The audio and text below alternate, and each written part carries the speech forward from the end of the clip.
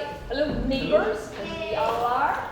I'm Wheeler Dwight. I'm with Engage Deerfield, and we are a sponsored nonprofit of the Peace Development Fund.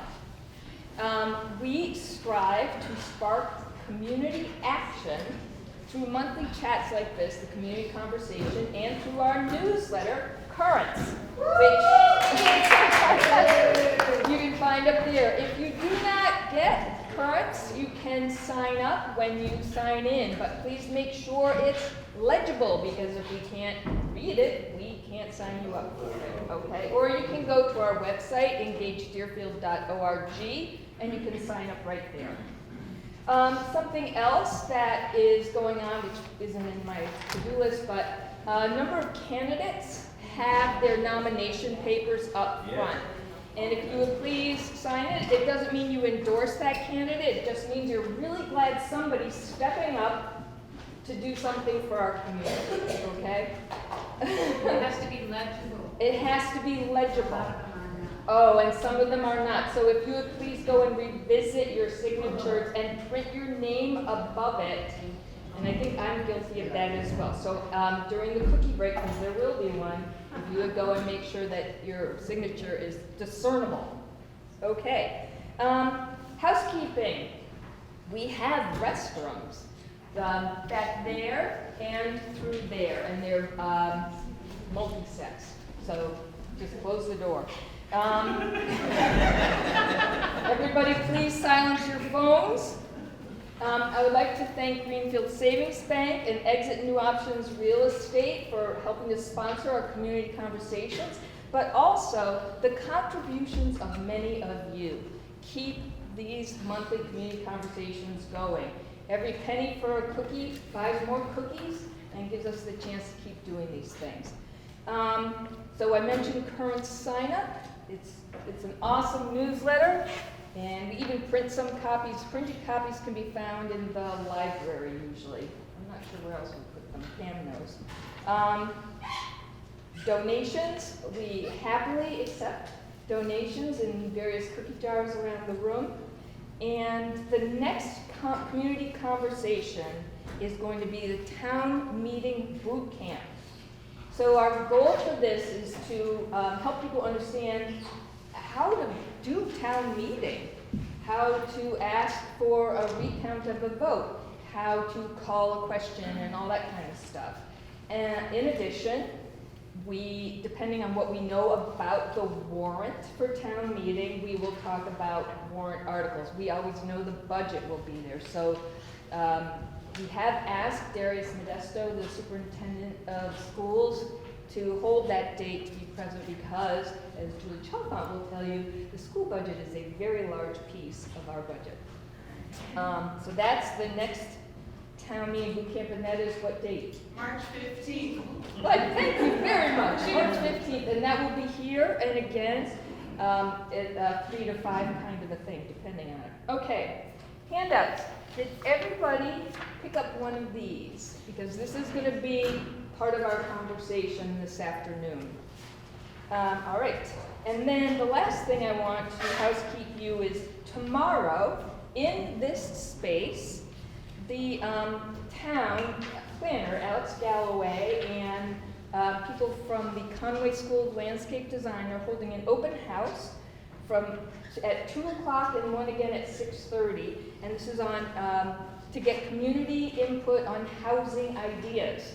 So please, if you have some time, you can wander in 2 to 3, 6:30 to 7:30, and share your thoughts. That would be really awesome because they need to hear from us because we live here, right? Okay, so I think that's housekeeping. So how is this afternoon going to unfold?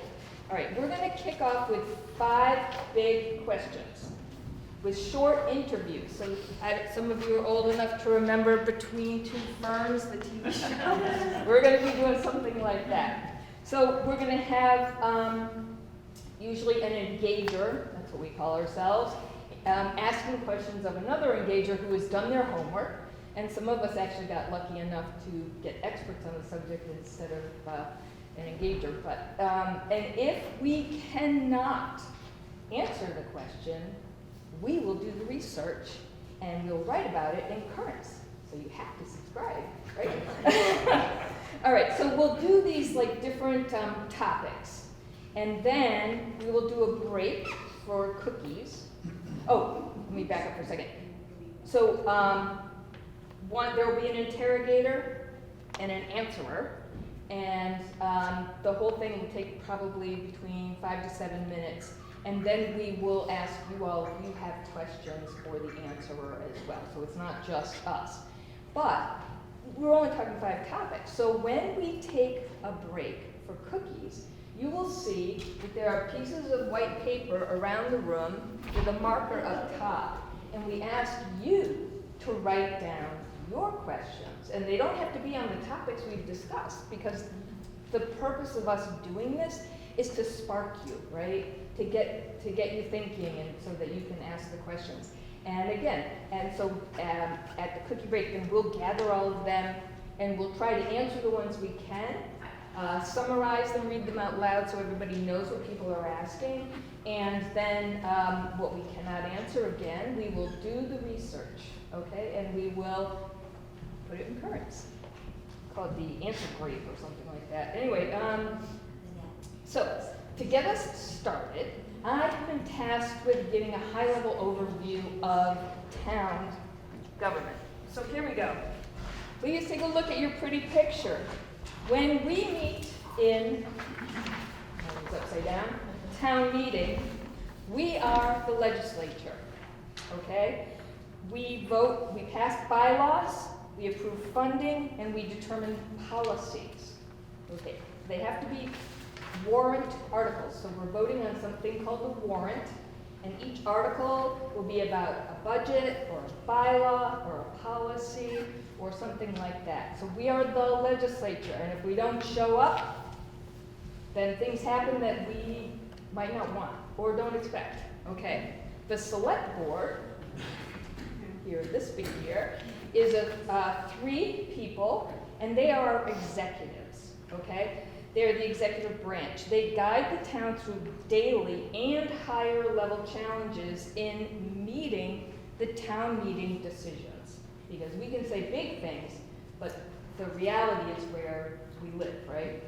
So then the town administration, here you go, they're the folks in town hall, right? They collect taxes, they apply for grants, they manage the daily operations, they work with the select board, and they plan for the future. So they're tasked with doing what happens today, but they're also expected to work with the select board and think about what the town is going to need tomorrow, right? Then there are departments. So departments are staffed with employees of the town. They do the heavy lifting of keeping the town running. So you have the police, the DPW, inspections, senior center, etc. And they are paid. So then you can look on the back, right, and you'll start seeing the list as well. There are over 20 committees, and these are staffed with volunteers, so not paid people. And they tackle tons of essential work. And typically, this is kind of interesting. The reporting structures of all this stuff is kind of wackadoodle, but the committees really do report to town meeting. Like, we're required to give an annual report, but committees also report to the select board. And depending on what they're doing, they could also be reporting to a department, potentially, about what they're doing. An excellent way to get a high-level understanding of what all these committees in town are doing is to attend a meeting of the Connecting Community Initiative. It's called CCI. It happens once every 6 weeks or so, and every committee reports out at least a high-level summary of what they've been up to. So you don't have to attend all the committee meetings. It's on Zoom, so you can attend from the comfort of your home. It is also recorded and on the town YouTube channel. Highly recommend it. Everybody who's ever gone goes, whoa, I had no idea. It's really worth it. Schools are weird. We are part of Union 38, and we have 2 different committees. We have the Deerfield Elementary School, and then there's the Frontier. And I'm not going to get into it, but I'm just saying they're there. And they are managed by Superintendent Darius Modesto, but their budget is accountable to the Finance Committee, the Select Board, and the Capital Improvements Planning Committee, right? I think all those folks. All right, so on this picture, you will note that there's things, weirdos like DDIC, and then water, and fire, and STEMS, and the senior center. These things are not simple things. So fire and water each have their own boards and a separate tax rate. And if you were lucky enough to read last January's article in Currents, where it explains exactly why fire and water are separate and how they are taxed, and you'll see. Where can I get a copy of that issue? Oh, you can get a copy of this right here. But it's also online. So if you go to engagedeerfield.org and you go to the newsletter section, all of our newsletters are there online. So this is the January 2025 edition that explains those characters. What? Written by me? Oh, written by yours, really, yes, it's true. So anyway, I can assure you that it's all much more complicated than this. But this is the basic idea, and it shows you where we all fit in, right? And we fit in everywhere. We are the people who run for select board. We are the people who run for the planning board. We are the volunteers who serve on committees. And we can be you, right? Just saying. Open business. Okay, so hopefully now today, our goal is to get answers, but also inspire you to tap into the resources that the town has for you, to use town hall and ask your questions. Okay, so let's get started. So our first topic for the afternoon is assessments. What the hell? So for this one, Vinnie Russo, who is an engager, but also a realtor and a minister, and he's a man of many parts. Anyway, and I'm the interrogator, okay? So, Vinnie, my house is an awful lot like another house down the street, but we are assessed differently. Why? What I wanted to say first is assessments are very complicated. So I got my information from talking to our assessor's office. So if there's any question, call them. They're wonderful folks and they'll help you figure anything out. Because sometimes the assessments and the differences have to do less with our town government and more with how it interacts with the state. And they'll help people walk through that. Karen Maynard, amazing, wealth of knowledge. So to answer your question, Please. houses are assessed by analyzing what's called recent arm's length sales. And that's usually sales that have happened in 1 to 3 months at the time of the assessment, and they're arm's length, meaning it's a ready, willing, able buyer purchasing from a ready, willing, able seller. This is not me selling to my husband or a parent selling to their child. This is market value, and so it's assessed on the value of the home, not necessarily the emotions that might get involved. What affects it, like why your home is different from your neighbor's and it's nearly identical, it could be when the assessment happened. What people don't realize is the year of the home and the year any improvements were made make a huge difference. So if your home is even 10 years older and their renovations happened 6 months ago, but yours happened 5 years ago, they're going to be assessed differently. Also, environmental factors. Are you next to a pond or a brook? Are you next to a tannery? Things like this. What makes your house attractive to a buyer? Being next to a tannery? Would be no. No, that would be a no. That would be a no. So Vinnie, what if I disagree with the assessment? What do I do? So the first thing you do is you call the assessor's office and you find out what the deadline is for either an abatement, a deferment, or an exemption. And the reason you call them immediately, if you want to look into that, is the state mandates the deadline, and there is no leeway. If you miss it by a day, too bad. So it's very important you call them. All right, but wait a minute. Yeah. What's the difference between an exemption, an abatement, and a deferment?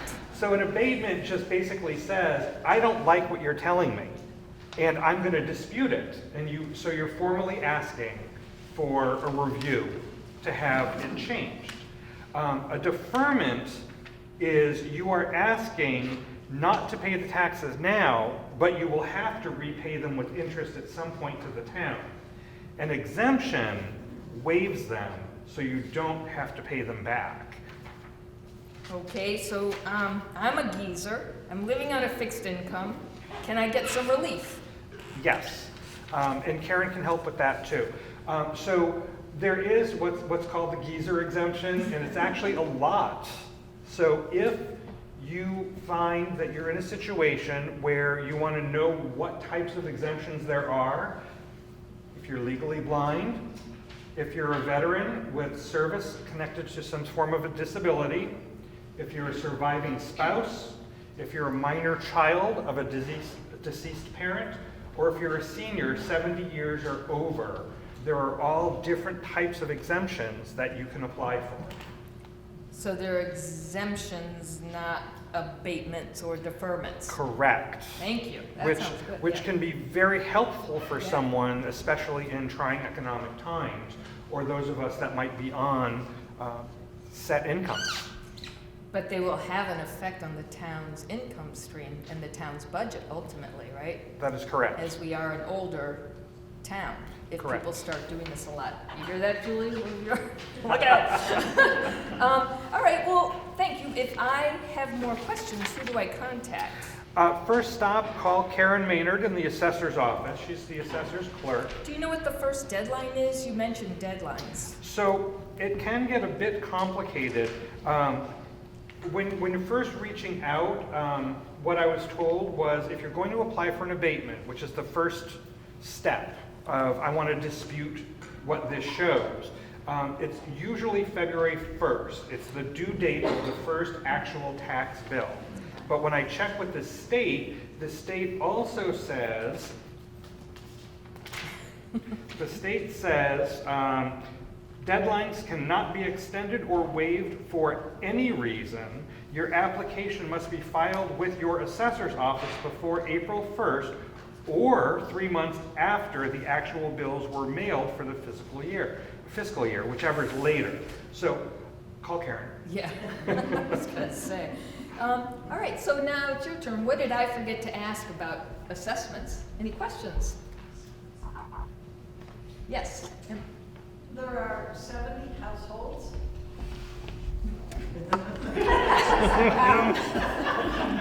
There are 70 households in the condo association on Sugarloaf. Because of the age of the residents, it's 55 and older, we have sold we have had arm's length sales in the last year, over 5. And they are those units are in high demand.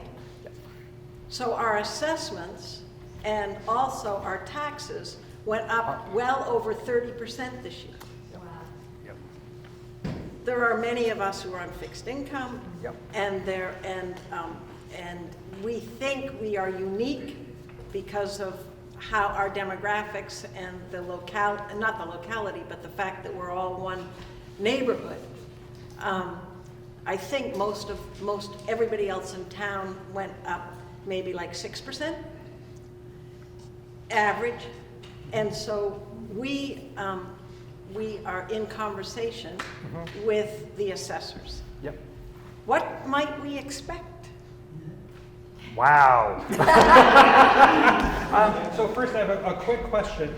So are the homes incorporated as a 55 or over community? Yes. So they are, good, that may very well work in your favor. Expect lots of paperwork and lots of questions. Don't miss any deadlines when they need information from you. That's gonna be the most important. As a realtor, I've known communities that as a community, they have banded together to ask about assessments for a particular geographic area. And that actually does help because they can see it's not just one person who has an issue. It's an actual area, and that could be building, it could be new development, it could be an old development that just all of a sudden has become very attractive. So although I can't speak for what the assessor's office would do, I would feel positive. It became popular because the cannery moved? Yeah. Just checking. Yeah. Well, what happens is when you have a neighborhood as opposed to neighbors.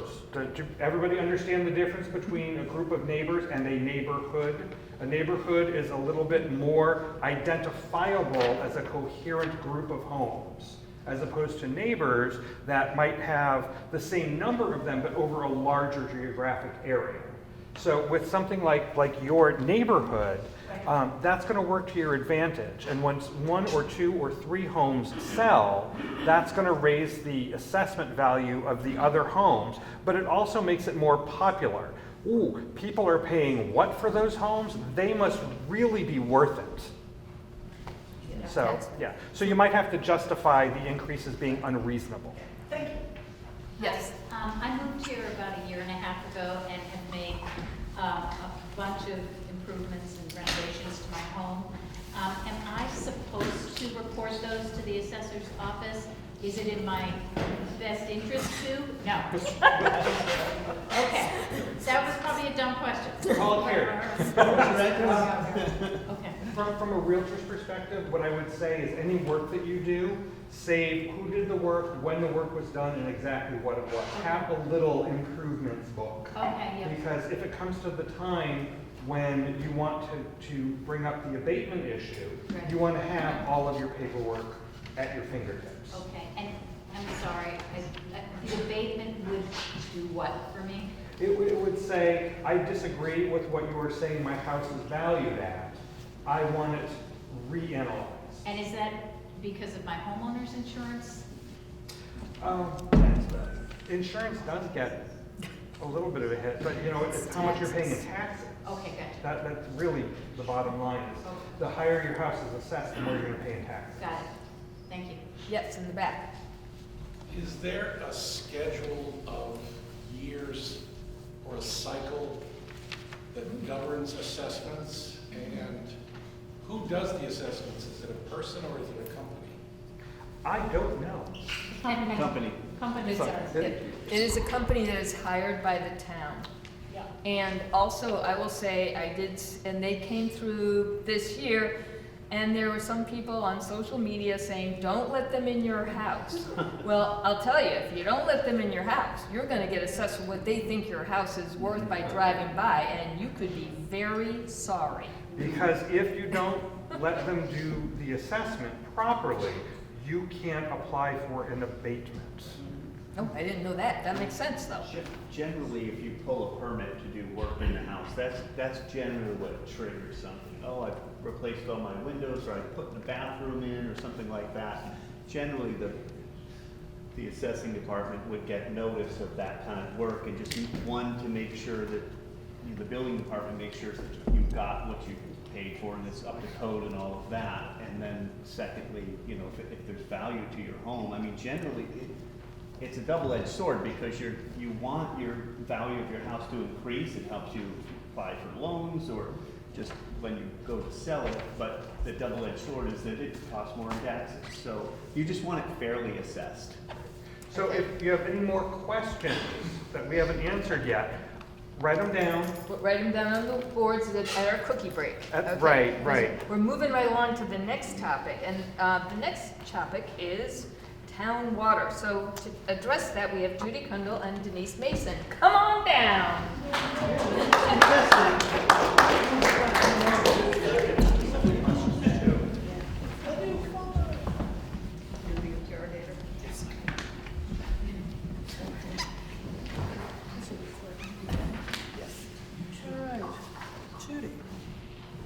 Why do we have 2 water districts? Sorry, I've got a cold, I can't hear. Why do we have 2 water districts in town, and why are they their own entity? That is an historical. Okay. Because I know you can't see from the back. No, it's your voice. Loud. Okay. Back in the early 1900s and late 1800s, many towns in Massachusetts decided to separate their water and fire districts because of geographical features in town that made it easier for the entity to manage the works, the pipes, the water, whatever the resources are. So Deerfield, way back in the early 1900s, separated the water departments and the fire districts so that there's one in the northern part of town governed by the Deerfield Fire and Water, and one in the south governed by the South Deerfield Water Supply District. Are there websites? The South Deerfield Water Supply District has an excellent website, and you can either find it just by Googling, or I can give it to people. It's basically South Deerfield Waters.com, and then /contact. And then it has information. You can get information on bills, whatever you want to know about water quality. They have an annual report. It's very complete. It lists all of the commissioners and the staff, superintendent. Old Deerfield doesn't have anything that I could find. It's listed in the fine print in the staff, in the town's website, and basically it has a phone number and the name of Skip Yezwinski. And if you want more information, or if you live in that part of town, you have to call him. And I was told by the South Deerfield people, you call, you leave a message, and you hope for an answer. Wow, that's not a really good answer, is it? I know they come and test our water periodically at our house. They have for years, and they test for lead. So that leads into my next question. How do I know my water is safe from lead or other harmful chemicals? The town annually tests and provides reports on the water supply generally in town. And in South Deerfield, you can get that on the website. The latest report was done for 2024. I haven't seen the one for 2025 yet. If you have specific issues like for lead, I believe you can contact the department and they'll send people out to test. Okay, so that's South Deerfield. Yeah, hold on, Gabby. So I live in West Deerfield, and they do come every couple of years and test my water. Who else lives in Old Deerfield, West Deerfield? And do they check your water? Okay. They check yours, Carl? Who else? Well, Oh, you've got a well, if you're on town water. Okay, who else here is on town water who doesn't live in South Deerfield? Guess it's just me. I guess I'll check with Mr. Yoswinski. Maybe. It's also on the state website. If you go to the state .gov and then you look at water, there is a list of water, would be all the water districts, and they have to report. The state publishes all their reports. Okay, but if they don't test your water, so they test water in South Deerfield? I don't know that they test individual Okay. houses. No. Okay. They test the water source, and then like last year, they sent us a notice that was like, the water source is fine, but because your service line might have lead, we can send people out. So they ended up not coming out or not making it, so I sent a picture and they're like, oh, you're fine, and I was like, I don't know how you can tell that. So then I talked to my plumber friend and tried to get the lowdown from her, and so she directed me to to like get a water sample to take to Howard Labs, which is in South Deerfield. My question is, does the town do any, sorry, I'm gonna gear this for my own agenda. Does the town like provide any compensation if we're testing our own service lines like that, or is it just like, it's your problem? Like, yeah. Trevor? So my question to you was, are these entities governed by the town? No. So the main issue here is that these water districts are separate from the town, a lot like our fire department.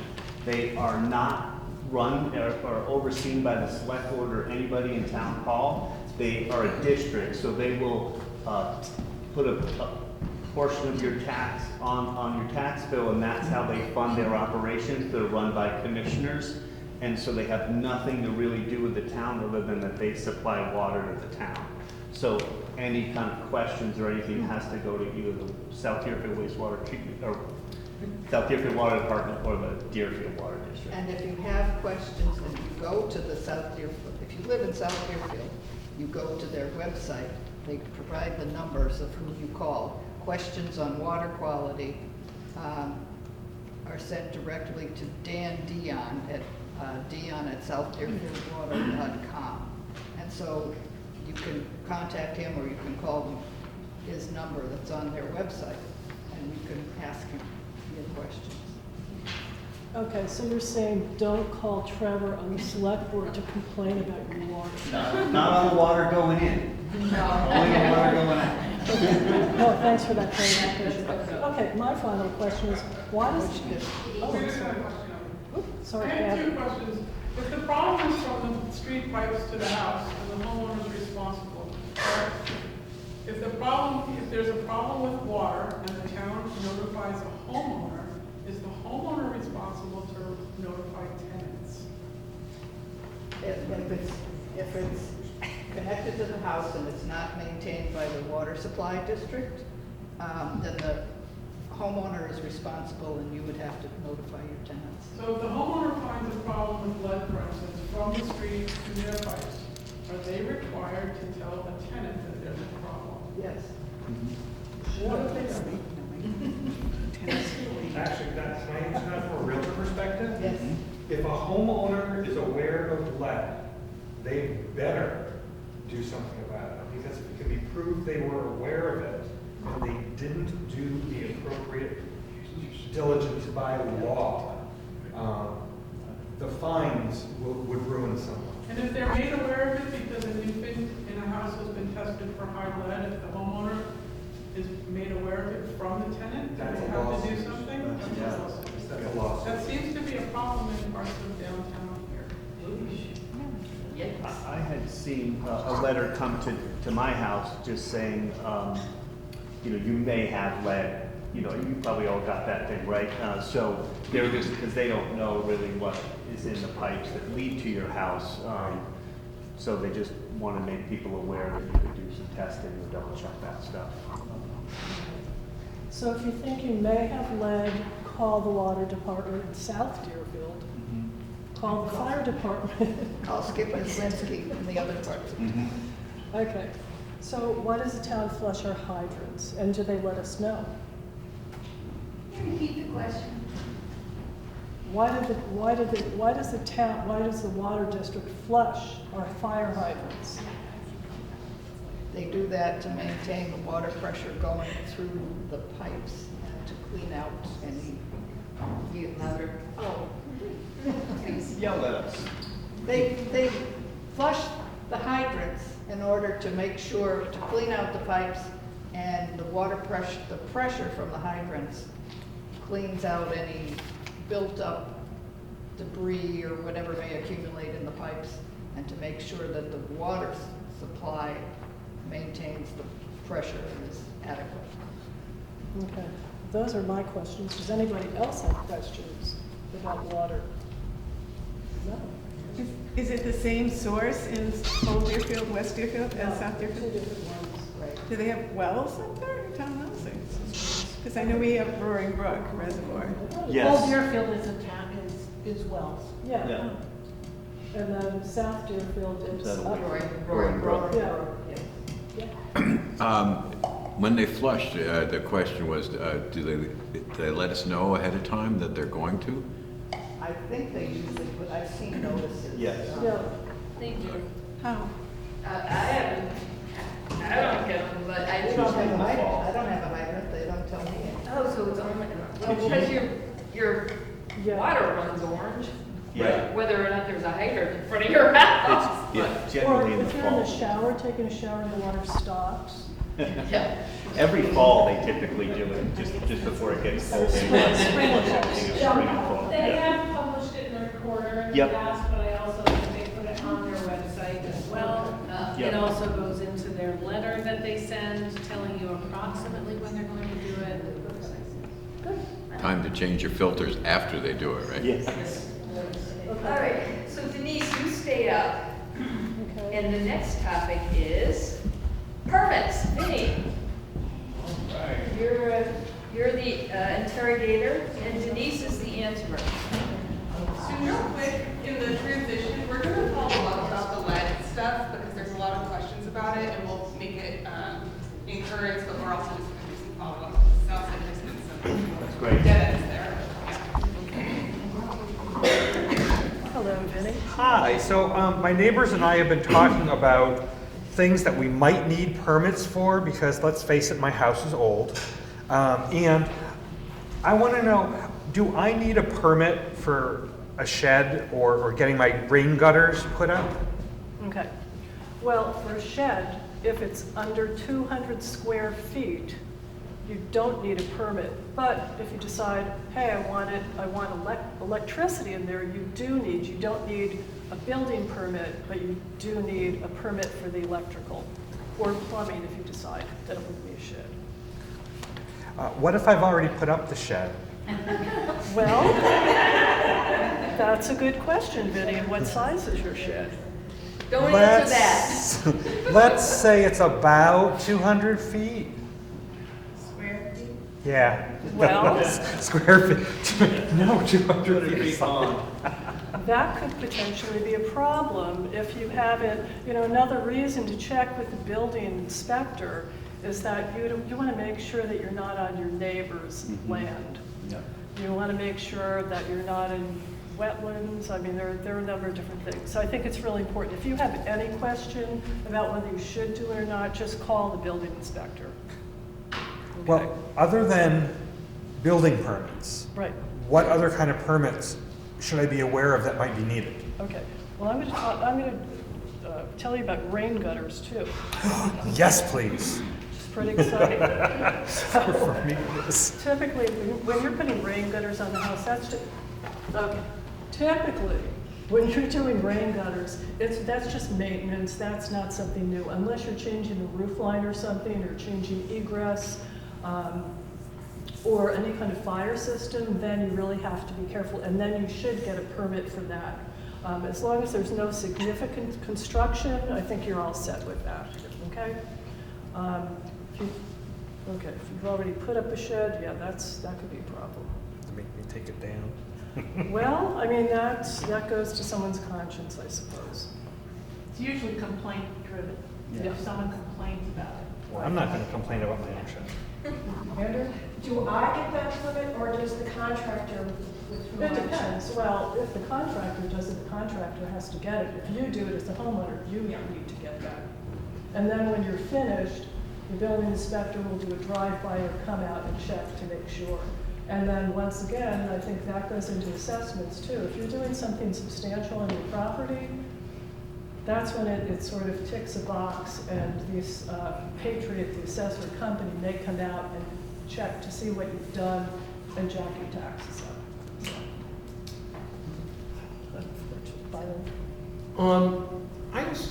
It seems to me that I ran into something once where it was like, there was a distance from the road, minimum distance from the road that a shed had to be. Setbacks. Even a small one had to Yeah. be set back. I don't know, something, it seemed like a lot. There could be. Unfortunately, I've not committed that to memory. Right. So Yeah. You're going to need to call the building inspector. But yeah, no, I think that's, yeah. Ben? I have heard from another realtor that there's a distinction between a three-sided shed and a four-sided shed, and also questions about the foundation. Right. Yeah, if a shed, or for instance, if you're doing a greenhouse or something, if it's something temporary, just one of those hoop houses, probably not. But if you're gonna do anything with a foundation, then yes, you do need a permit. Yeah. Because I'm thinking of greenhouse too, so that helps. Okay. We've been talking about building permits. Yep. But also I heard that there are other permits we might have to apply for. Yeah, I mean, there are a bunch of permits. I mean, every year people want to do tag sales, you've got to take out a permit. I think for the town-wide, does everyone have to do it? That's just one permit? You get a permit, but there's no charge for that. Right, okay. Yep. There are also, if you're putting up a fence, and we do have a fence person, don't we? Fence viewer. Fence viewer, yep. That's Quite vacant all the time, but yes. That's pretty exciting. I don't know who's our fence viewer in town. I don't know. But yeah, and pools too. And I mean, all of this is for your safety. It's not, just to be annoying. And then also temporary food service too, so you're not poisoning people, which is pretty good. So if I have a home-based business, do I need a permit for that?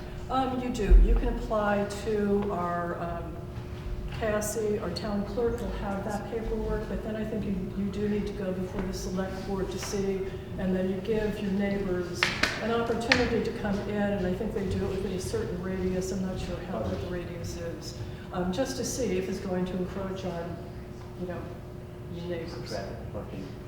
Yeah, or parking, or noise, or that type of thing. And I think you do have to renew that. I'm not sure if you have to renew that every year. Yes, you do, every year. Every year. Yeah. And you have to pay for it every year. Yep. And you pay inventory tax every year. Speaking from personal Every- experience. Well, this looks like a responsible business owner. That's right. There you go. Exactly. Thank you. Okay. All right, so it sounds like it can be complicated. Yep. So where's my first stop to find out what I might need? Well, I think if you're doing any type of construction, I would check with the building department first. I mean, Amy Hahn she's the person that will, then direct you. Whether it's going to be our building commissioner or say, no, you don't need to do that. Go to the town clerk. Bless you. Bless you. Only the bless you once. So, I mean, there are tons. I think this is not an extensive list, and it is on our town website, if anyone wants to look at it. Window, we just did window replacements, so I'm sure our taxes are going to go up too, but I think the building inspector already did his drive-by and made sure everything's cool with that. But there are a lot of different things that you do need permits. And, basically, it is for your safety, a lot of it. I'd just like to point out that the town has invested to make it easier too. We have Permitize now, which is everything's online. So a lot of things you can apply for online. You can always come in and see Amy and the staff. They're wonderful help. But new permitting program you can do online, most of it. Yeah, But also Cassie for other things. that Exactly. building, right? Cassie as well. The town Yep. clerk is a great resource. Absolutely. Do I need a permit to breathe? Yes. Go ask Cassie. Linda? Will the building inspector or anyone from the town come out and locate property pins? So for instance, if you're putting up a shed or a fence, you need to know your property line. I don't think so. No. Get your own Because surveys. it's liability, and we're not qualified to, make those determinations. I think you have to hire a surveyor for that. Yeah. Yeah, unfortunately. Although you can look at the maps and figure it out yourself. Yeah. Or some, I mean, sometimes, Yeah. things are supposed to be there, but they're not there. Argue with your neighbors. This may be addressing the contractor improvement question, but homeowner has a home for numerous years, hiring contractors, HVAC, electrical systems, upgrades, porches, decks, inside, interior things, outside, and you're not sure over the years what permits have been issued and which haven't been. I would gather that it's important that those things be registered with the town, particularly when you get close to selling your property. Is there a mechanism in town to see what permits you've pulled in the past? Well, that's a really good question. I think the town has been over the past so many years, I think they're doing a lot better, getting things online and keeping track of things. I think there's the information, but it may take a while to find that in the files. It's in the files. Dick Kalaszewski used to remember everything. It's in, yeah, I mean, it's in the Give up. files, but now, they're switching over that a little more organized Yes. way, of It's the not file 100% things. yet. Yeah. All right, well, thank you. We're going to move on to that. Remember, hold your questions, you can write them on the white piece of paper. Next up, Trevor has kindly stepped up to answer. What's the scoop on my poop? All right, so I don't understand how my sewer bill is set, and I don't know who to talk about it. So you can always come to a select board meeting. We have, we are select board, sewer commissioners, and board of health. So we kind of 3 hats, and we hold a meeting every other Wednesday, and a lot of time in between those two. You're always welcome to come and ask, or you can stop in and talk to Greg Snedeker, our assistant town administrator, or Christopher Dunn, our town administrator, if you have any questions on anything, or get hold of me. Happy to help. So the first question was, how is your bill decided? Yeah, I don't understand how it's set. Yeah, so great question. So we hold a sewer rate hearing every fall, and that is published in the newspaper, so you're aware of it. And then the way we set that is really we have a district that we have to run. We have 2 wastewater treatment plants, and all the infrastructure in the ground, all the pipes, the manholes, everything that needs to carry the sewage from your house to the plant. Those are all part of the district, and so it costs right now about $2,200,000 to run that plant for the year. That's run the plant and pay the debt service, and we have so many users, right? 1,500 users or more, 1,600 users. The bill gets divided, and it really gets divided based on your water usage. So there are different ways that different towns assess sewer usage to a house. The way that Deerfield does it currently is that we take how much water comes into your house, and then we charge a certain amount of money, kind of like your tax bill. Right now it's $23 per 1,000 gallons of water. So however, you take 1,000 gallons of water in, we charge you $23 for that. There's a basic $150 standard fee, basic usage fee, and then there's I think a connection fee as well. And you're billed twice a year. And what we do is we rely on the water department to tell us how much water went into your house. So we wait for those readings to come to us from the Deerfield and the South Deerfield plants in the fall and in the spring, and then we calculate how much water you've used, and then we realize how much our bill is and any projects that we need to accomplish in the next year, and we set a rate, and it seems to always go up. Do we measure at the receiving end, or only from the water draw? It's only the water draw, so how much water goes in. Like Yep. I hardly flush, and I Yeah. shower at the Y. Sure, great question. Yep. So people like that would have a minimum usage charge, right? So that's that basic $150 basic minimum usage charge. So everybody needs to pay in to maintain our system and make sure we have it in working order, and we have debt service to pay on all the work we've done recently and any work that we have coming up. So that's kind of how that's working. So I went digging through the bylaws. Mm-hmm. God help me. Anyway, the town website, and I'm more confused than when I started, honestly. Yep. I saw references to a sewer enterprise fund and Yep. references to a wastewater treatment enterprise fund. Mm-hmm. Do we have 2? And We have what is one. an enterprise fund? Great question. So it's one. It's how we fund the operations, and there are a couple of ways that you can fund things in a municipality. The enterprise fund allows you by law to retain earnings. So this entity, the sewer department, charges residents, so we bring money in each year and then we expend it. And then anything left over, we can apply to the next year's bill. We always have to retain a certain amount of money if some catastrophic thing happens that we need to have money on hand. We can't just come to you all and say, you need to all pay us mid-year because we've had a problem.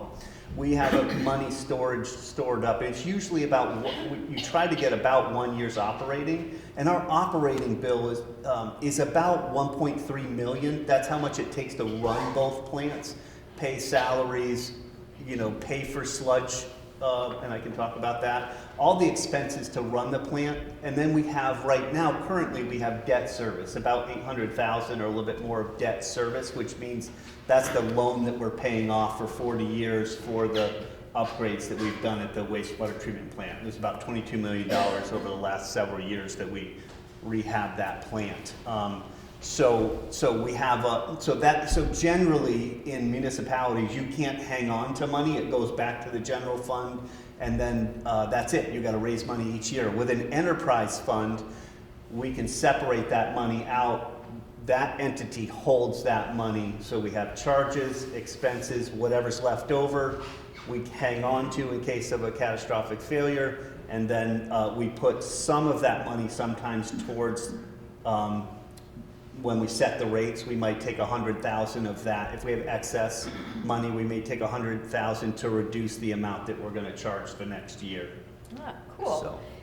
So, I mean, if you're only measuring the water coming in and it's summertime and I'm watering my lawn or filling my swimming pool, I'm not using the sewage treatment plant. Great question. So what are you going to do for me? Yeah, so not a lot of towns do this, but we have tried to, we understand that. Like you water your garden, you're filling your pool, anything that, generally washing your car, that's not going down in the system.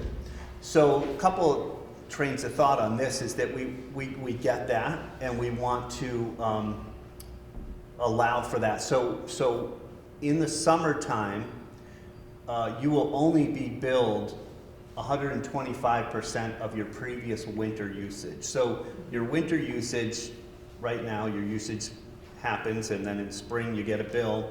Whatever that bill is, no matter how much water you use in the next season, through the summertime, washing your cars or all that stuff, you'll only have to pay 125% above your winter usage. So that means that we're trying to give you a break on how much that is, because you tend to use a lot more water and it's usually not going into the system. And this happens automatically. I don't have to do anything. So you don't have to do anything. We automatically abate, and we abate a lot. Does it show it on the bill that you It does not show it on the bill, but it will be listed at a meeting. We have a list of all the houses that get abatements. And again, it's just if it's above, if you're below that 125%, then you haven't really used any more and you don't get an abatement. But people who water the lawns with irrigation, that kind of thing, they get a large abatement. Okay, so what if it's wintertime and say a pipe breaks? Great, yep. Right, and and I don't necessarily know about it, Right. right? It's underground, Yep. and this is hitting my meter. Can I get some relief? Yes. And how do I do that? Yep, so we'll always look at abatements. I guess going back first before that question is, no matter what, it takes so much to run the plant. So it's not a profit thing. We're not like, oh, hey, if we add a little bit more, we can have more profit. It just means that we have more money to reduce your bill next year. But so regardless of how many abatements you all get, you still have to pay to run the plant. So we all need to pay in to make it happen.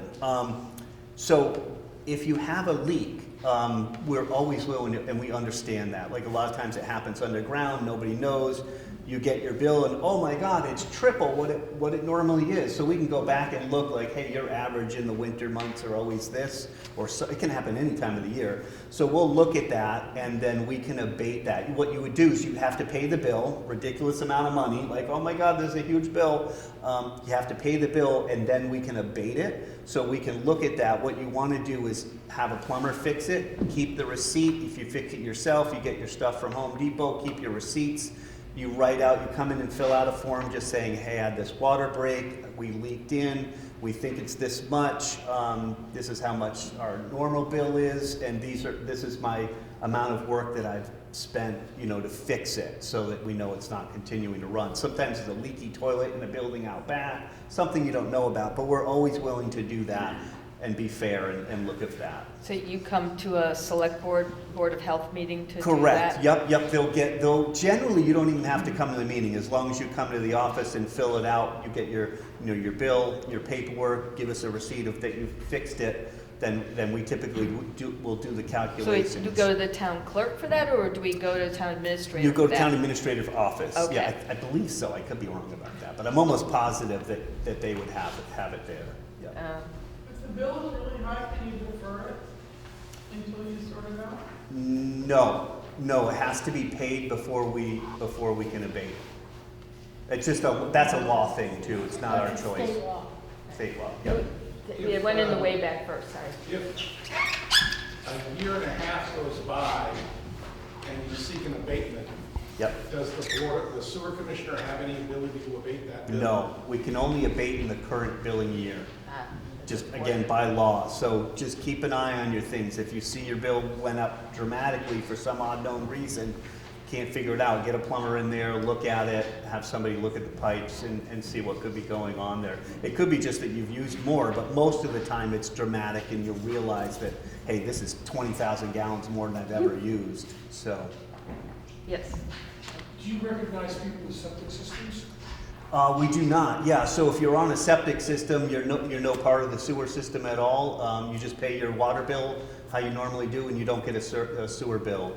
Everybody does pay in a percentage of the upgrades for the plant. The town general fund pays 25% of the repairs at the wastewater treatment plant.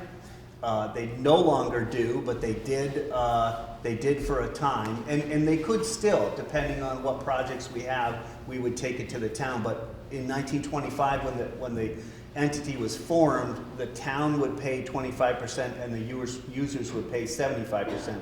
Now the users are also town as well, so they pay more than 75% because they're paying their tax amount too. But currently, right now, I don't think you'll see it on your bill. It's just part of the bill. 25% of the 25 million or 22 million that we did there is paid by the general fund. But if you have a septic system, it has nothing to do with the sewer. Yep. I reviewed the historical sewage rates, and I think it was in 2019. There was quite the jump. Yeah. What happened? That's when we started the plant project. Yep. That's when reality hit. Yeah, so and unfortunately, the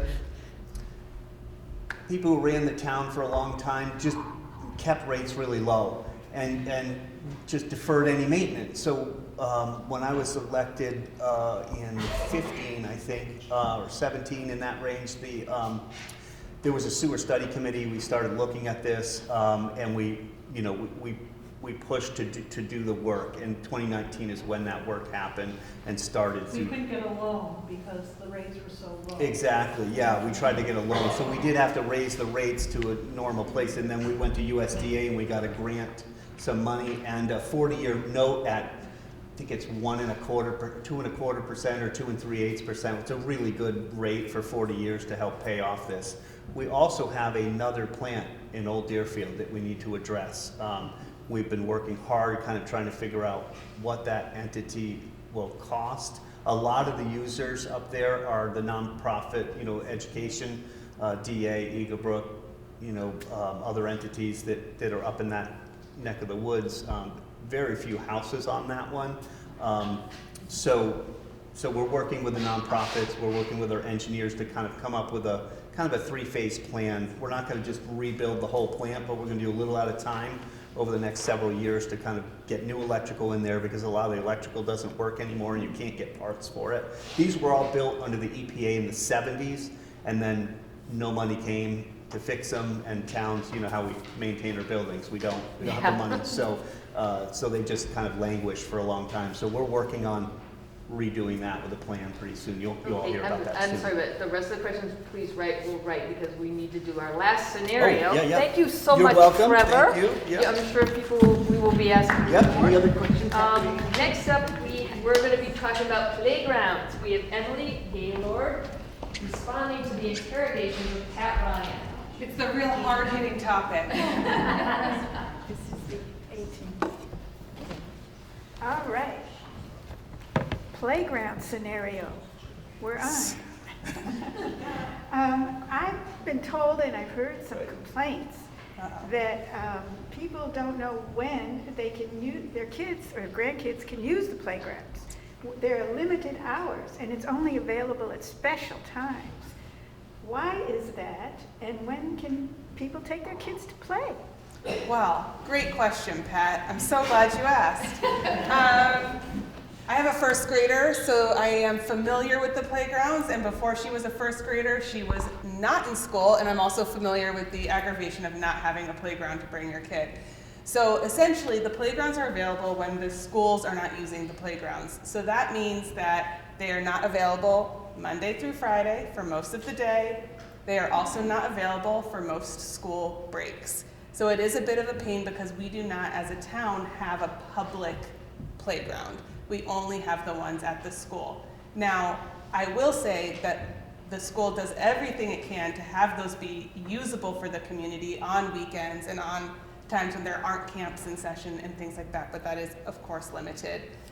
The good news is we live in a place that is so beautiful with a lot of outdoor playgrounds like the woods. Another question. Is part of the existing playground being rebuilt? Why and when and how? Yes, so I did talk to a couple of our school committee members, and this has been an ongoing conversation with the hope of redoing the playground to make it more ADA compliant. Those of you who have been to the playground, probably all of us recently, right, may have noticed that the surface is starting to get kind of torn up. So there's a desire to make that a much more safe and even surface. Phase 1 was supposed to start this summer. I understand that with everything else, there are rising construction costs, tariffs, things like that. But the hope is to do this project, and then phase 2 would be that preschool side. So if you haven't been, there's kind of like the big kid playground, and then the preschool playground that's a little bit smaller. That's hope should start the following year. Pocket playground. Pocket playground. I've heard some rumor about a pocket playground. You know, I've heard a rumor about a pocket playground, and I thought, wow, I wish there was an expert. Oh my gosh, an expert is here to talk about the pocket playground. This is Andrea. She is on planning board and also on the open space committee and has been investigating the pocket playground. And I'd love to cede my chair to Andrea, actually. The Open Space Committee, is charged with creating places for people to recreate. And the committee consists of 4 people, and we have divided ourselves up into areas of interest. And one area of interest for me, as a new grandma, is a playground. And so I have asked several people to work with me to create what I'm calling a pocket playground, something small that could be put on town-owned land. The group of people who are working together include Alex Galloway. I have a new volunteer here. Gabby of the rec department is participating, and we have a couple of other people in town. Alex we considered ourselves a working group, and Alex would prefer us to become a town committee. So we are working on trying to figure out how to do this planning group together so that we can create a playground. The idea, again, is to put it on already town-owned land, land that is owned by the town. So we need to identify where that land is, and then figure out what kind of playground we want, and then read through the 200-page manual on how to make a safe playground. Wow. So it is a long process. I apologize that it hasn't happened quickly. My granddaughter's 3. I keep saying by the time she's in college, I hope we will have a playground for her. And it is a process. So just know that the Open Space Committee is aware of that we are working toward creating a playground that will not be limited by its usage depending on other things. And we'll keep you informed as the work on this goes on. Question. Yeah. Can I jump the line? If people want to join the committee, is that possible? Well, Is there an opportunity? I'd like, sure, let me know names, but we don't want to overwhelm yet. We need to figure out how we want to have the governance of this committee. Sure. And what areas of interest we need. For example, I'm from the open space. Gabby is from the rec department. Alex Galloway is from the planning side of town. So we need to pick people who would have skills and interests that we can benefit from, but we're happy to have people's interest and People participation. share names with us, we could get them. Sure, that'd be great. That'd be great. Lily? So, yeah, a question about paying for it. I serve on the Community Preservation Committee and was shocked by the price tag of the playground for the school, and this is phase 1. Have you thoughts about how to pay for this? Number 1, we're referring to it as Pocket Park. Think small. Okay. And it could be, expanded. We presume we will have to write grant applications. We presume that we might ask the CPC for some of the money, but that we expect it will be grant funded mostly. In fact, I just want to point out that the Open Space Committee presumes that we will have to raise our own money for many of the projects that Open Space is pursuing. And I actually have a map of that's from a grant application that the Open Space Committee just submitted for a Mass Trails grant. So I can show you that if you are interested. Again, we do go to CPC to ask for seed money or a match, because many of the grants that come from the state require a match, but that we will be doing grant writing. Trevor, do you? Well, since the CPA is really geared towards recreation and open space, why would you have to go raise your own money? That maybe we won't have to. That would be great if we could start. We could start there. That's a good point. That sounds great. We would much prefer to do that. The CPC, right, Kathy, likes to see some sort of a match, not necessarily 1-to-1, but that you're not just tapping the CPC, that you're seeking other support. So this is a good example of how different committees work together. And if you want to know more, go to some of the meetings. Sure. There's an Open Space Committee this week. Also a Pocket Playground Committee meeting this week. Also CCI. So where does the Pocket Playground Committee meet? We've been meeting in the town hall. I can't remember off the top. Because it hasn't been a committee, so far it's just been a working group. We haven't had to post our meetings, list minutes. We're really, we have barely had an agenda. We really are in the how do we do this phase. But know that we're definitely interested. Anything else? Any other question for me? No? So on that, it's cookie time. And so all of your questions that you still have, right on the sheets that you find around the room, go get your cookies, get your beverages, meet your neighbors, talk about what you learned. Raring to go. Yeah.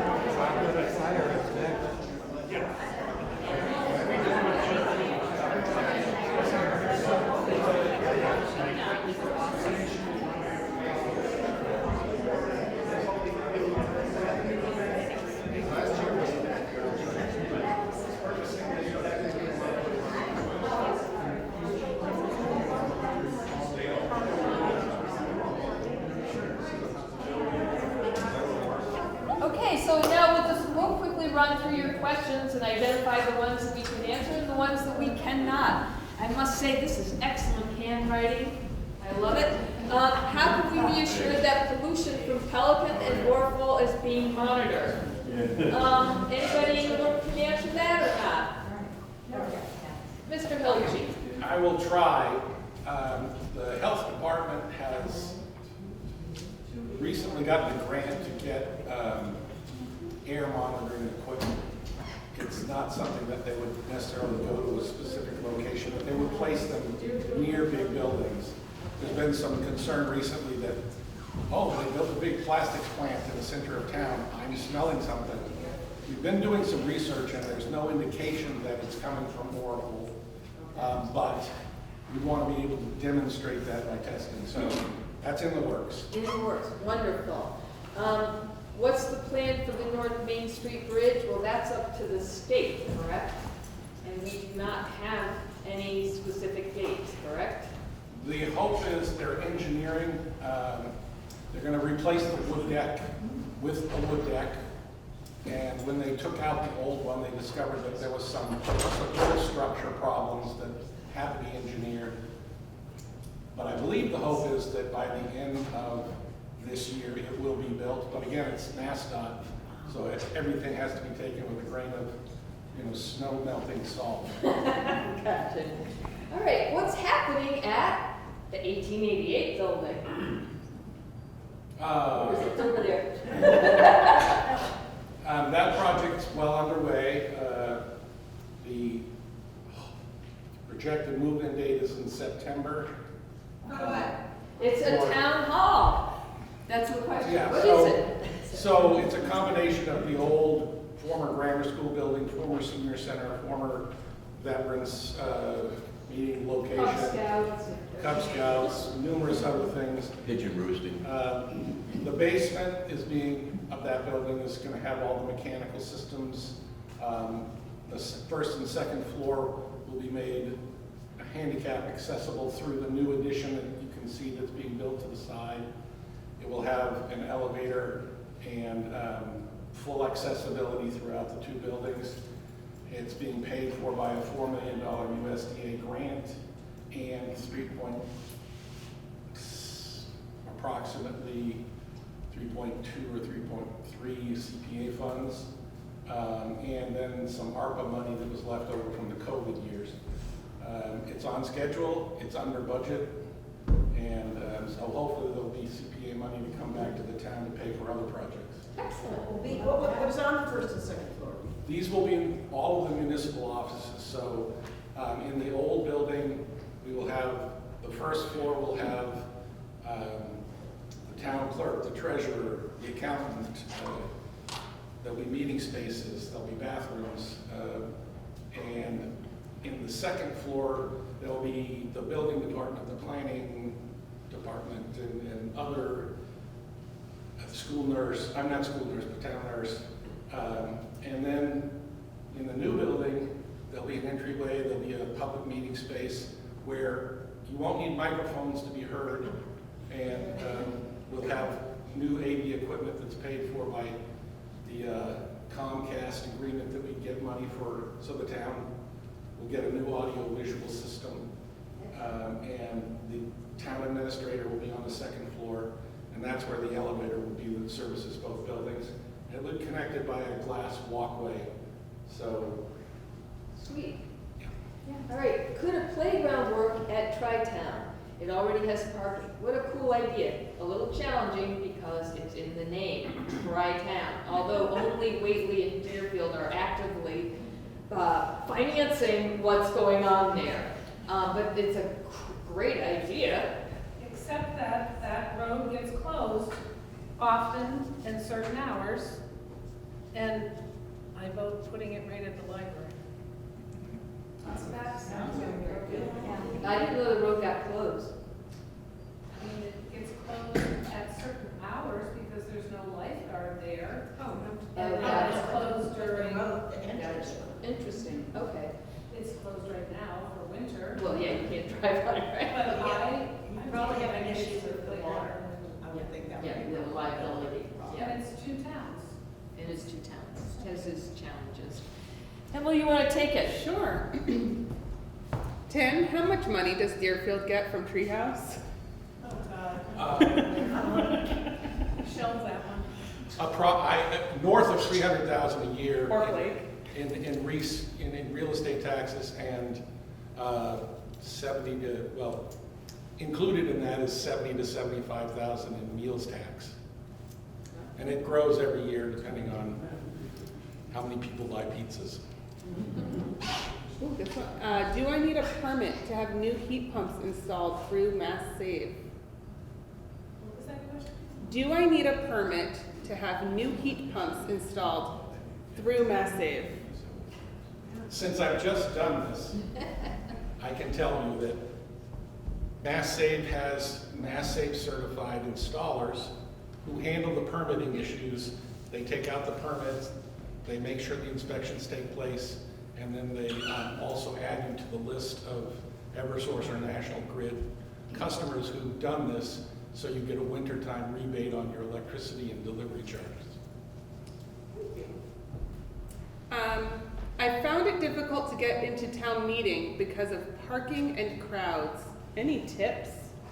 Oh, yeah. It's actually a great problem to have. Well, it's a great problem to have. It's also a great question because part of what we're trying to do as Engage Deerfield is just increase participation in town meeting. And it has been increasing.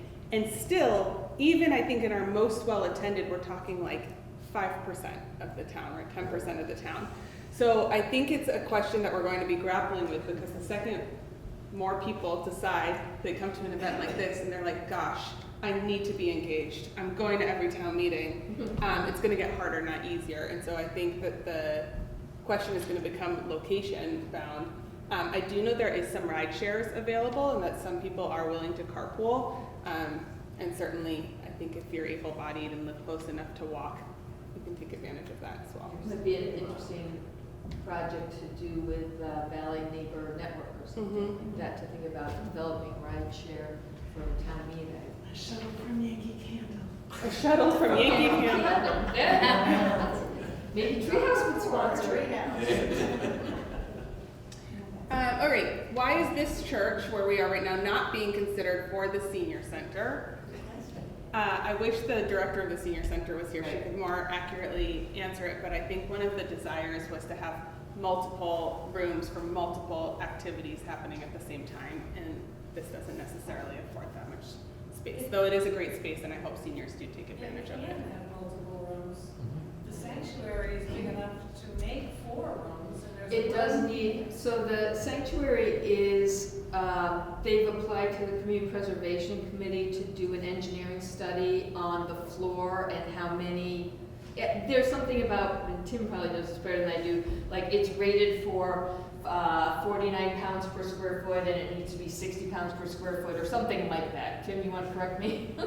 So 2 things. One is, at town meeting, you're going to be seeing a recommendation from the CPC to fund the restoration and repair of the steeple and a structural engineering component that will study the floor, because it has to be raised to 100 pounds per square foot in order to make it meet code.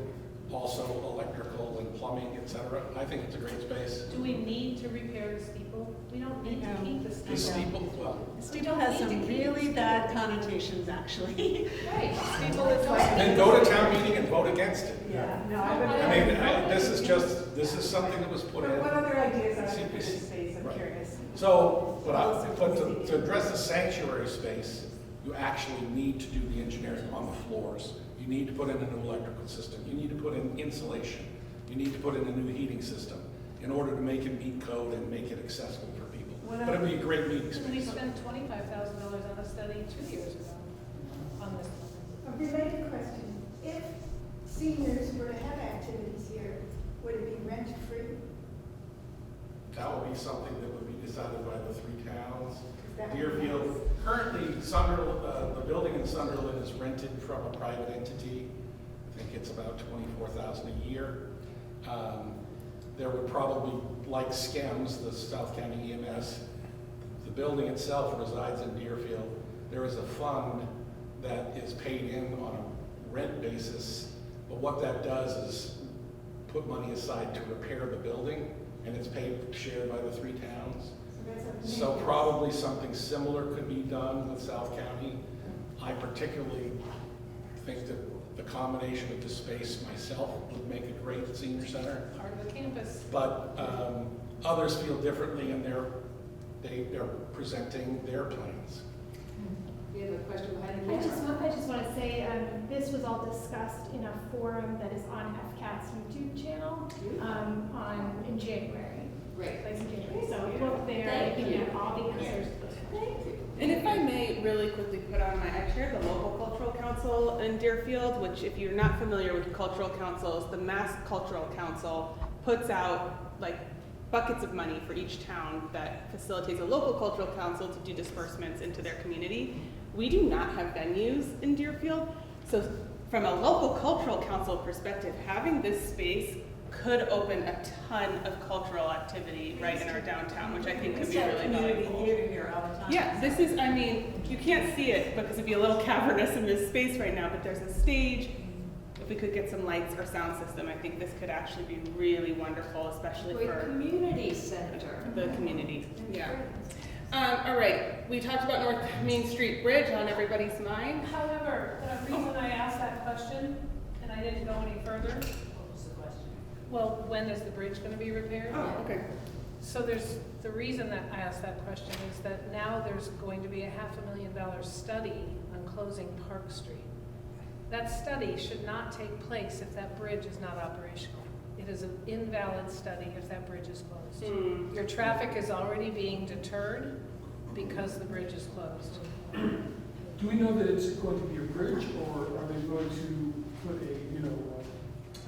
take the bridge away and have the crossing there? Do we know that for a fact? So yes, MassDOT is going to replace the bridge, and yes, there is the planner is aware that you don't do traffic study when part of this traffic flow would be altered by the bridge being out. So the actual timing of when the Park Street study will be done is dependent on other factors than, so we're not going to do one unless the other. That's my understanding. I could be misinformed, but I believe that's the case. But it's a good question. And what committee would you get involved with regarding that entire thing, with the common and the parks? There is a town common committee. It's an ad hoc committee. There is the planner and the town administration would be overseeing any Park Street study. So if you're interested in that, I would talk with the planner's office. And MassDOT controls the North Main Street bridge replacement. And the planner will be here tomorrow at 2 o'clock, and then again at 6:30 for the housing thing, but it's, you could certainly introduce yourself and talk. I'm sure she would be here.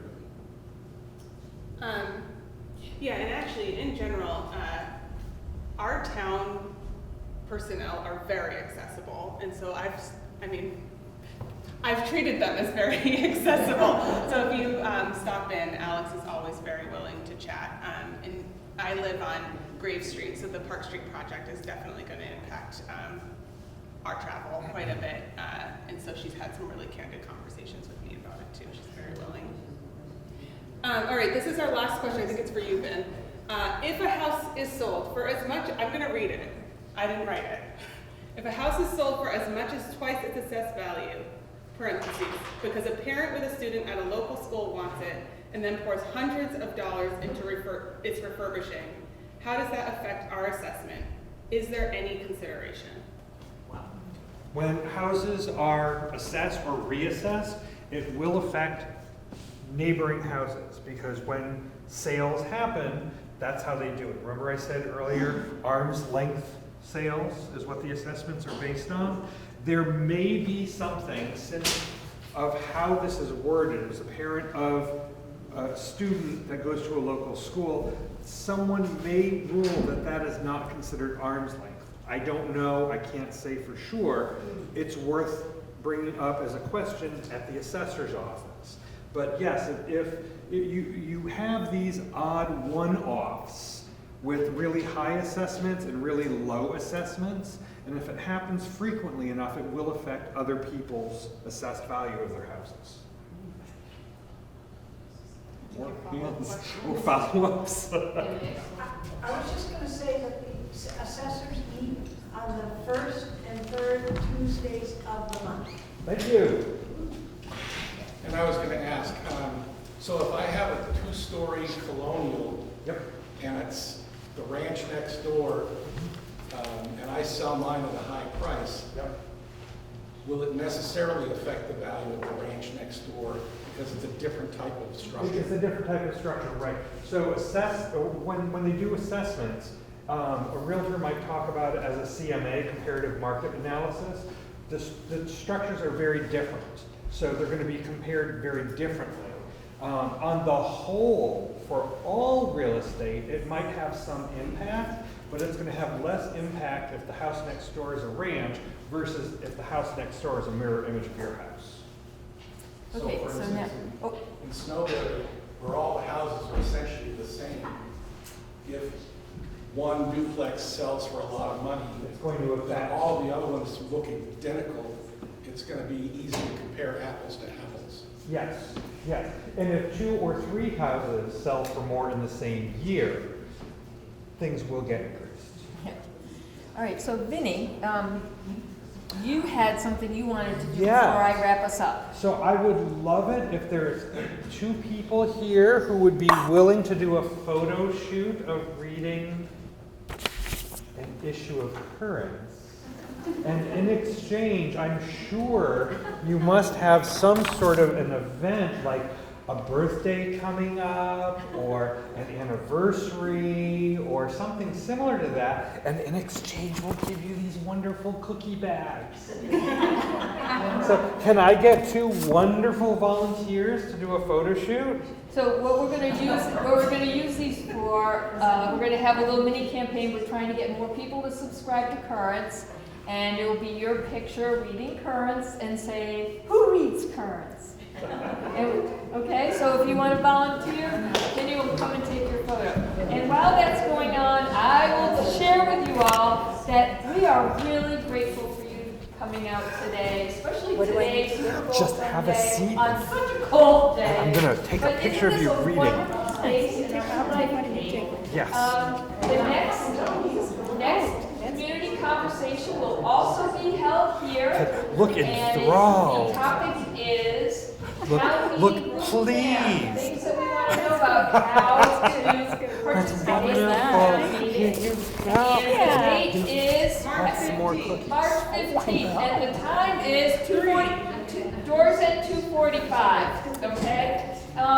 And remember, you can grab a copy of Currents up there if you like, and subscribe to Currents. If your signature is illegible or your email is illegible, please make sure we can read it. And thank you all for your donations. Don't forget the cookie jars are completed. And can I Thank get you one all. more?